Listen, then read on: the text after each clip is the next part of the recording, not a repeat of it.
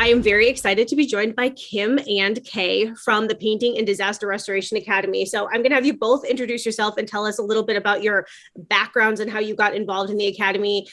Kim, let's start with you as the CEO and administrator. Okay. So my background is construction. I worked for four different construction companies doing various things.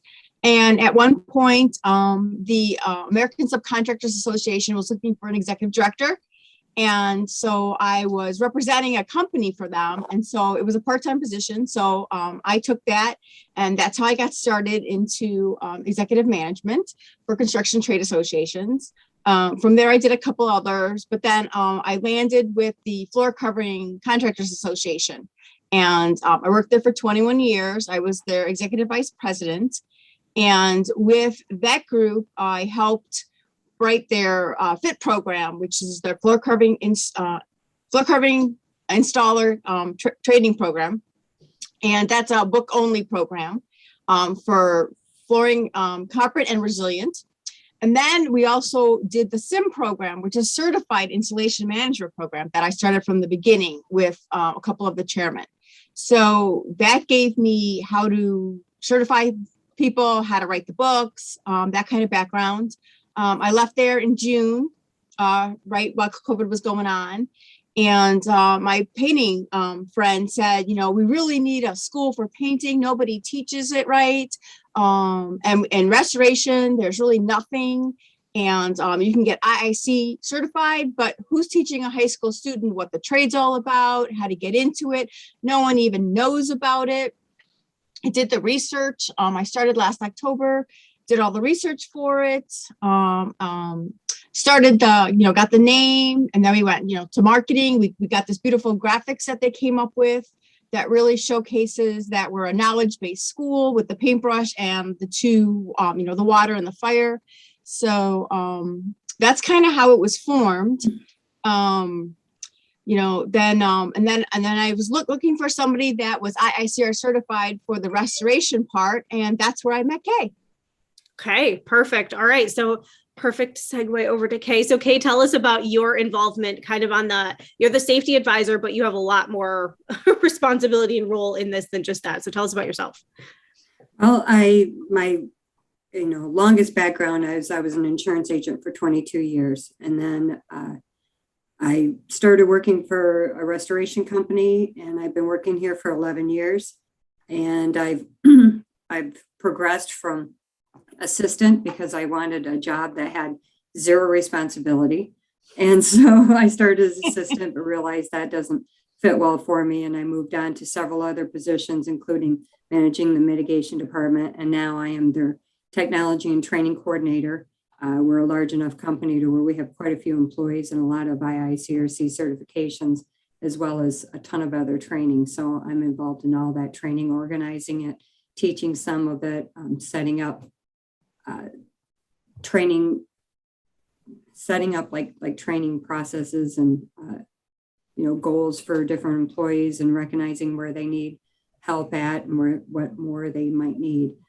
Kim had reached out to me. She'd found me on social media, and I am an IICRC triple master, as well as a couple extra certifications in addition to what you need for being a master certified, and OSHA 30, OSHA 10. I've got a CPR, all that jazz. And Kim reached out to me and wanted to meet with me to see how passionate I was about training and getting new people in the trade.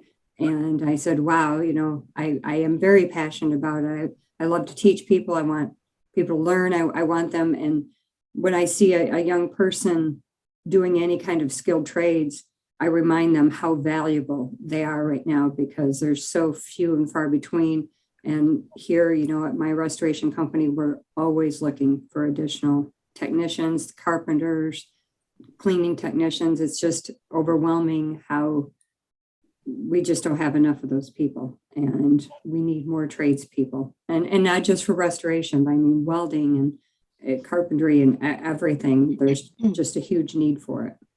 Yes. Yeah. Okay. So this can kind of be for either of you, maybe a little bit more for Kim. So so we're recording this in early mid-August. So at what stage is the Academy at right now in development and getting ready to rock and roll? And when do you expect things to really be up and going and ready for a big influx of students?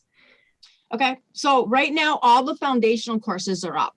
So Know Your Hazards, Tools for Success, and core curriculum, which is safety, are all live and ready to go. The core safety program is NCCR certified. Kay and I are both NCCR certified instructors. We are both certified with GMCE, which gets us into the NCCR program. So core curriculum is required for both tracks and for anybody in construction. So ABC teaches pretty much everything but painting and disaster restoration. So we're their arm for that. Also, this is a virtual school, which is very different from every other school out there. We don't teach classroom style. Everything is videos. Our tests are online. The NCCR tests are now all online as well. So you take our review tests and then you go take their tests, and that's what gets you certified. So Tools for Success basically has, how do you get a job? How do you talk to people? How do you write in the construction field? How do you think critically? So it's a basic class anybody can take in the industry. It ends with sexual harassment and substance abuse, which are some problems that are in the industry, but how do you deal with it? And how do you make sure that you're not doing it? So that's a great class. Anybody can take it. In fact, I'm teaching it in Owasso, where I also have another location, starting in probably October, where we'll show the video to the whole class, and then the class will take the review questions and then go take the tests.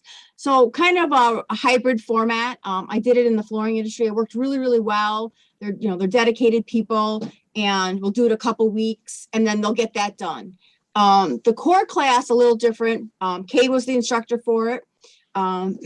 Kay is also the curriculum advisor for restoration. And then John McFarland, Ruth McFarland Painting is the painting curriculum. So we're currently working on painting, we've got the books. Again, it's NCCR certified books. So anybody that goes through the programs gets certified. There's 3 books in painting and 2 in industrial painting. So we have the whole gamut of painting. 1 and 2 you have to take because it's a continuation program between the 2 levels. And then 3 is more optional. It's more into techniques and certain finishes and things like that.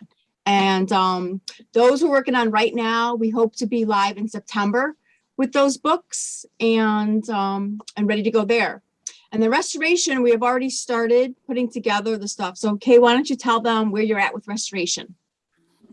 Well, we got a little busy in June with the water and stuff, so it slowed me down a little bit. And Of course, just because the rain has stopped, of course, it hit pretty hard yesterday, but even though the rain stopped, it's staying pretty busy. But I have we are working on, for the restoration, we're going to be doing water, mold, trauma, fire and smoke and odor is kind of all one thing there. And I'm taking like what I'm doing is I'm putting together outlines and presentations of what I would want to teach a brand new technician coming in the door. What do I want them to know to keep them safe in the field? Because there's the amount of hazards on a restoration job or an emergency job can be enormous, and safety is our number 1 priority. So I want them all to understand what type of hazards they're going to be walking into. So, I'm reviewing a lot of hazards and how to protect themselves. Very basic restoration. They're not going to be a lead tech after taking my course, our course, I should say. But they're going to be a much better helper technician. And when they come on board, they're already going to have some basic knowledge. They're going to have a basic understanding of regular equipment that's used on the job. We don't get into serious specialty equipment in the class. So I've got basic outlines for all of the restoration courses right now, and a lot of the information in there. I just need to get it organized and start getting it into a format, because all these classes will be taken. It's not like IICRC where you're just going to take one or the other. You're going to be taking all of them. And in IICRC, they do repeat a lot of information in every class. So I'm trying to take the repetitive stuff out so that it streamlines it a little bit and makes it a little bit easier. And plus a lot of the know your hazards in the core area, that covers a lot of the hazards there, and they will be required to take that before they take the restoration. So I'm keeping in mind that some of the stuff in the restoration is going to be a refresher and some it's going to be brand new. So I've got basic outlines for all of the classes right now and just trying to work to put it together, add some more information. I want to do some visual effects. I'd like to do the filming here at the restoration company where I have some stuff on hand to be able to show and have like a little show and tell time. Yep. Okay. And then, Go ahead. and then everything that she comes up with will be formatted into the training materials. So, we'll have books and all that stuff. So we hope to have at least 2 of them up by the end of the year. Okay. All right. So, Kay, you touched on this a little bit. Can one of you explain the differentiation between this level of training and the certifications you're going to walk away with versus the IICRC, which is kind of like the next step, right? Like once you're into restoration, then you're, so can you explain to whoever's watching this, the difference between where like this level and who's perfect for this level versus like IICRC in restoration? Well, this level, like I said, would be very basic. This is someone who doesn't even know what restoration is. And it's, honestly, I kind of knew before I started, even though, I was in insurance, but I didn't really grasp the concept until I came on board. And I'm like, wow, this is so involved. We've got the coolest tools. We've got the coolest gadgets. We've got meters and all kinds of neat stuff. And of course, that just, took my curiosity to a whole new level. And that's why I moved into the mitigation department, because they got the best stuff to deal with.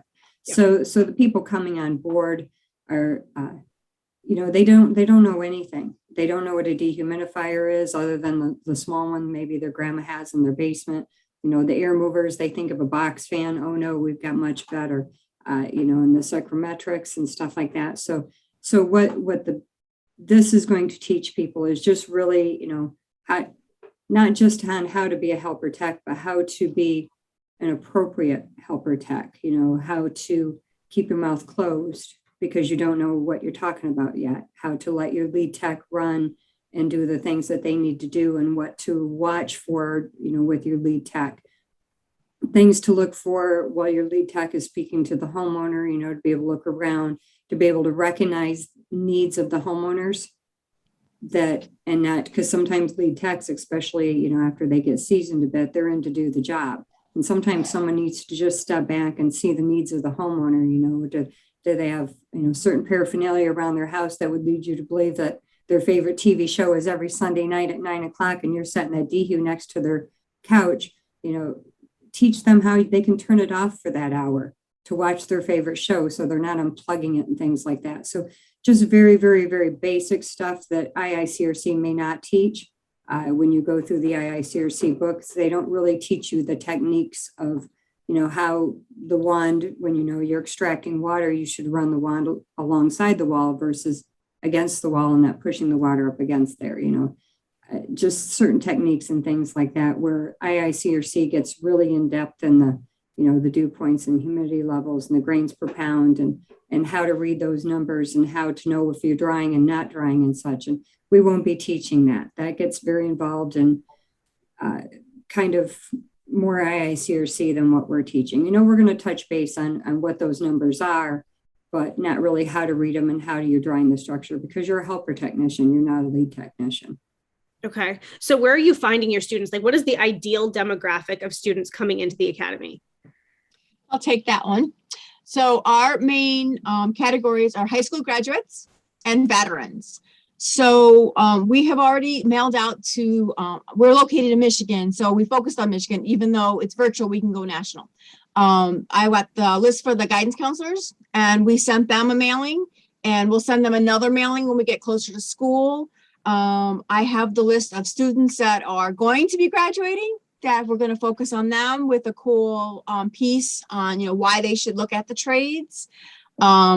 We also are working with the veterans. They have a process that we have to go to. And because we're so new, we still need to do a couple more things to meet their requirements, but we'll be working with the veterans in town. not only are we an RIA member, which is the Restoration Industry Association, which I went to their conference and I met a lot of great sponsors there, but we are also a PCA member, which is the Painting Contractors Association. And because I'm a member, I got their mailing list. And we did send information to the painting manufacturers all over the country.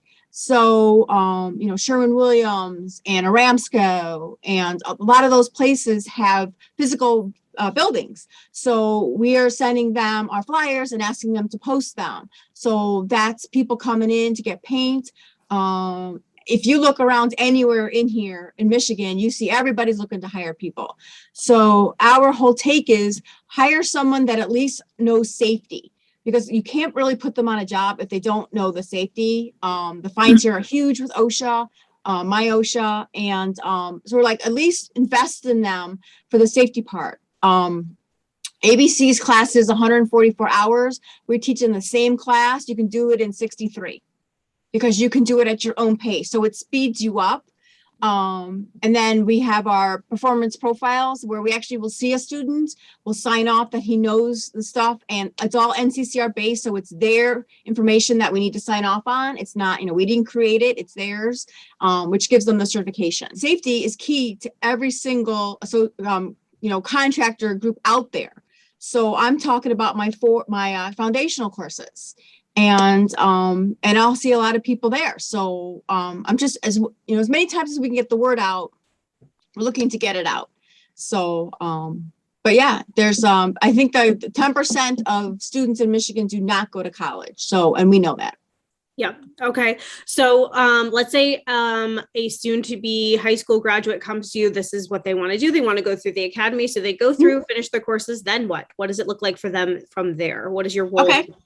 So the mission of the Academy, which is very different, is to recruit, to train, and to place.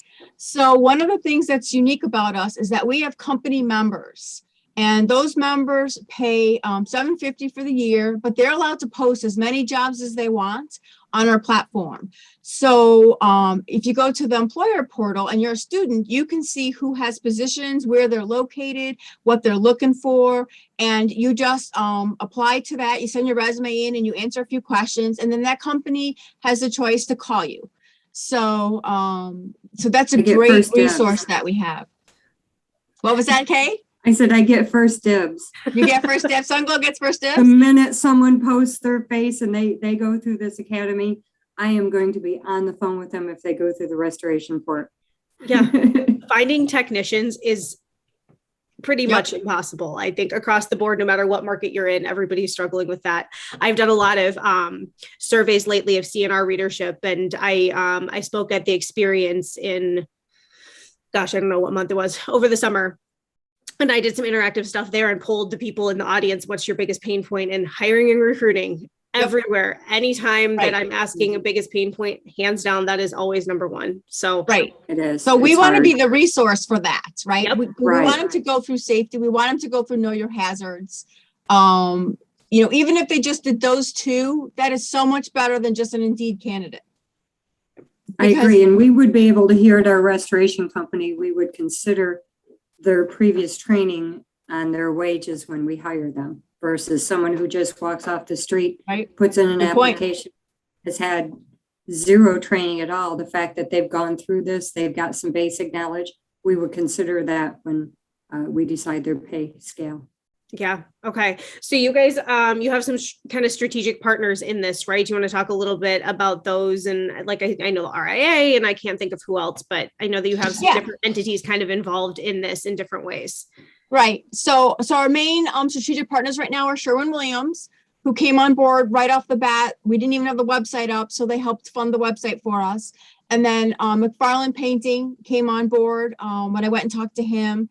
And Sunglow Restoration is also a partner because we get to use Kay's knowledge. And then we also work with ABC, RAA, GMCA, IICRC. We are a certified firm for them.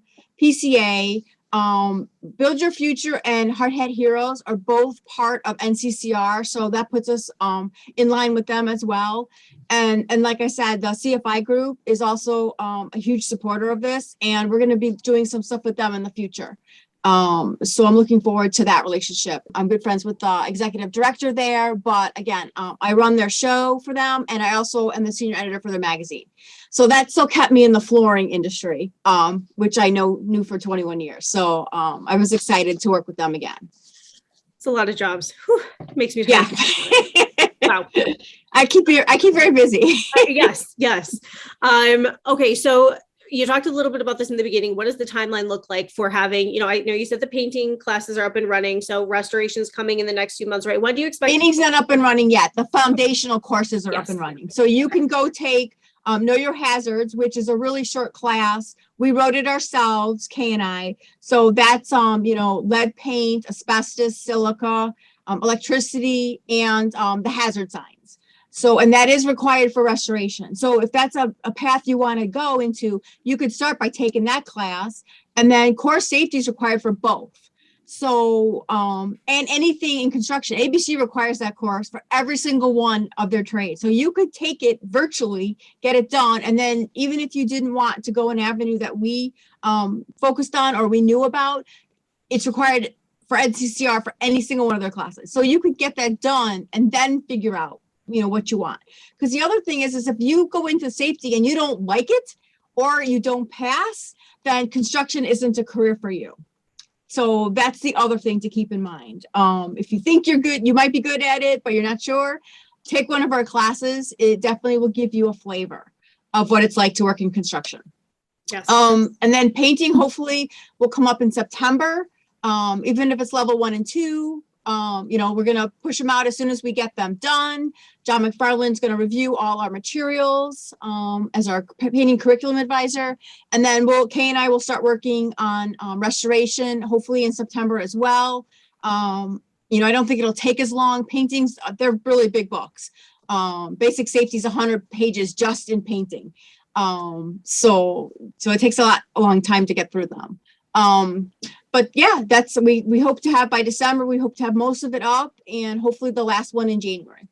Okay. All right. And how long do you think on average that it will take a student to get through either the painting courses or the restoration courses? I know you haven't finished them yet, but do you have like a ballpark you think it's going to take them X number of hours? So here's the thing. It depends how vigilant you want to be watching the videos. Most of them, they're broken down into modules. So the modules are about an hour. Then you do a review. And then when you're ready to take the NCCR test, you go and take it. So most of them are 30 questions. So it just depends on how good a test taker you are. So I know when I was running the sim program, I'd have people done in 10 minutes. I've had people done in an hour just on the test. High school grads, man, they're going to be quick. They were all virtual all last year for most of the year. So, learning, watching videos, those guys can really punch it out fast. But again, we had to cover all the material. Interesting enough, we had to add to the PowerPoints that we had. So safety had its own PowerPoints. We had to add to all of those because we weren't training classroom style. So they wrote them. So part of it was virtual, part of it was classroom style. Well, we had to make it all virtual. So we had to add a lot more PowerPoints to it. We also have a resource section where we actually pulled videos and we put those in the resource section. So we tell the student, go watch this video. And you actually see somebody, using a circular saw or, using how to put on your hard hat right, which, simple things that you think people know. But man, if you don't put your hard hat on right and something falls on you and it's loose, it doesn't do any good. So PPE is a big section in all the books. And we always talk about, make sure you have the right PPE, make sure you know how to put on the mask, the correct masks. I mean, we all laugh about masks now, but there are certain masks you have to wear doing certain things in the construction industry. And it's not an N95. So it's a lot of information. But because it's in module form and there's review questions, and we taped it, and you can stop it. If you wanted to hear something, it's not like in class where, oh my gosh, I forgot to take that note, right? Because he's talking too fast. You can go back, re-listen to it, take the right notes. So that's what's great about online learning. It's accessible, it's flexible, and it's cost effective. Yeah. Okay, so Kay, really quick, since this is mostly geared, most people who watch this are going to be restorers. Can you talk a little bit about why this can be such a valuable asset to a restoration company and why they should consider being involved at some level? Oh, it's real important because trying to, hiring technicians, obviously, we've established is one of our biggest challenges. But the technicians that we seem to be getting are the kids that are on the couch with a video game and their parents are pushing them, or people are pushing them to get a job, or, hey, will you guys hire my son? And we're like, sure, because we need people. And then they get on board and, we have some that last one day, some that last a week. And even if it's only a day, you still have invested in that employee. Yep. And the longer they're there, the more you invest in them. And then for them to leave because they decide it's not their job or their line of work or their forte can get costly for a restoration company. When we hire people, we expect them to be on board. When we hire them in, we get them a PPE bag right away. They get a tool bag very soon afterwards. And some of that stuff cannot be reused. So having them go through this class and having them take the basics and having them learn some of the basic things that they are going to learn. One of the classes that we added in that's not a required class of the 4 type of disasters that we're teaching is trauma, crime scene and trauma cleanup. And that's not for everyone. And even here as a restoration company, not all of our employees go to those jobs because it's just not for everyone. And we recognize that, but just having them have some basic knowledge and knowing that we're hiring someone who has taken these courses, they've got their basic knowledge, they understand, they have a basic understanding of what they're going to be walking into. It helps us a lot during an interview of a new technician who's fresh off the street. I will think of the ugliest 2 or 3 jobs that we've had to send technicians on or that I've been on myself because I'll go anywhere. I don't care. I've got suits. It protects me. I'll go anywhere. I feel invincible in those things. And I'll paint the very ugliest picture and explain that's not every day, but sometimes it's several days in a row. And then I'll give them a picture of a really nice little brown spot on the ceiling where you just cut out a little bit of drywall and sweep up your little bit of mess and you walk away. And those are good days. But having them understand a little bit deeper that there are good days or bad days. There's a lot more involved than just going in, sucking up some water and leaving. I think will be more beneficial for the restoration companies because then they have someone who already has a little bit more understanding of what they're walking into, and they're more likely to stick around for at least 6 months to get us through the busy season before they decide that's not for them. Honestly, as a mitigation manager, I was willing to take anyone for as long as they were willing to put in their time because we just need people that bad. And I'm sure my restoration company is, sure most other restoration companies like mine are always looking for technicians. Water technicians, mitigation technicians are very hard because it's a long, hard job, a lot of hours, and it's not easy work and it can be very dirty work.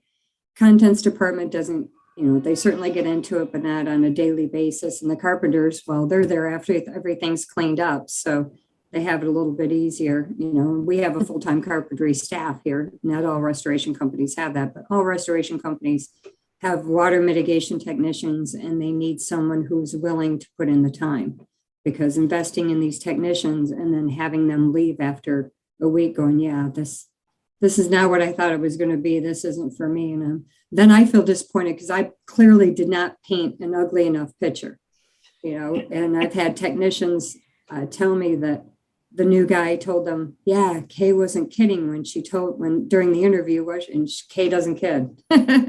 So it can be, but it can also be a very gratifying job. And that's why we have technicians that have been doing this for years.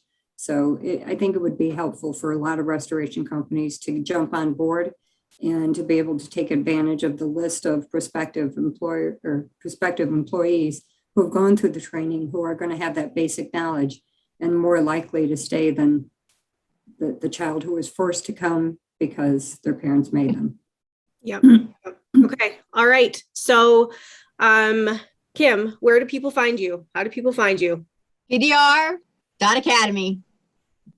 Perfect. .com. .com. No, .com. It's PDR.academy. Oh, that, Oh, yes. that's right. There's no .com, is there? That's Yes. right. The academy is the new .com. So PDR.academy. There are a lot of things doing, like, yes. Okay. Yep. Yeah. PDR.academy. Okay. Perfect. Anything else either of you want to throw in here before we wrap it? We I just don't think so. that it's a great great place to come. It's what everybody's used to, especially for a high school graduate. There's a lot of potential in this field, a lot. There is a lot. So yeah. So we hope to be a great resource. Perfect. Agreed. Awesome. All right. Thank you, ladies, for your time. I really appreciate it. Thank you. Thanks. Thanks, Michelle. Thanks, Kim. For more Restoration Today, visit our website, cnrmagazine.com, or find us wherever you get your favorite podcasts.